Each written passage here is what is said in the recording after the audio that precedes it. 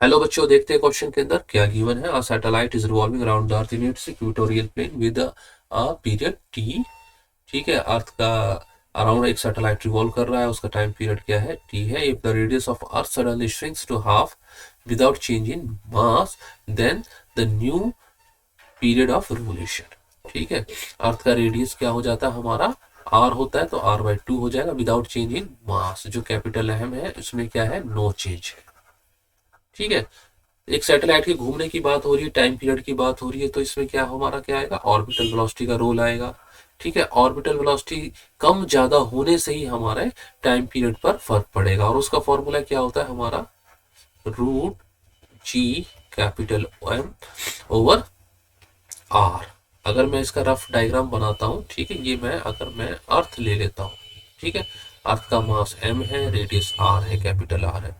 ठीक है, और ये हमारा जो सैटेलाइट का पाथ है, ठीक है, सैटेलाइट का पाथ है, ये हमारा सैटेलाइट है, और ये अर्थ के सेंटर से कितनी दूरी पर है, स्मॉल r, जो कि यहाँ पर ये गिवन है।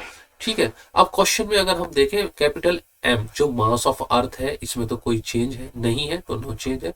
ठीक है, और R जो है ये क्या है, अर्थ के सेंटर से सैटेलाइट की दूरी है। ठीक है, अब इस फॉर्मूले में देखें, कैपिटल R जो कि रेडियस ऑफ अर्थ होता है, इस पर ये हमारा फॉर्मूला डिपेंड करता है नहीं है।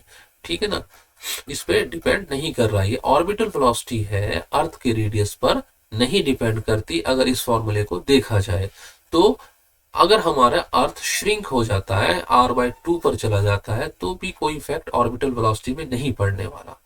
ठीक है, ऑर्बिटल वेलोसिटी में कोई फर्क नहीं पड़ने वाला, तो इस वजह से हमारा इस पे नो इफेक्ट, नो चेंज। तो कॉन्सिक्वेंटली हमारा क्या है, टाइम पीरियड में भी कोई चेंज आने वाला नहीं है। ठीक है, तो the new period of revolution will be 8 times of T, नहीं कोई चेंज, 2√2 टाइम ये भी नहीं है, ट्वाइस हो जाएगा ये भी नहीं है, टी सेम पुराने वाला, ये ऑप्शन हमारा करेक्ट है। ठीक है, आई होप बच्चों बहुत इजी क्वेश्चन है, आपको समझ में आ गया होगा। Good luck, good bye.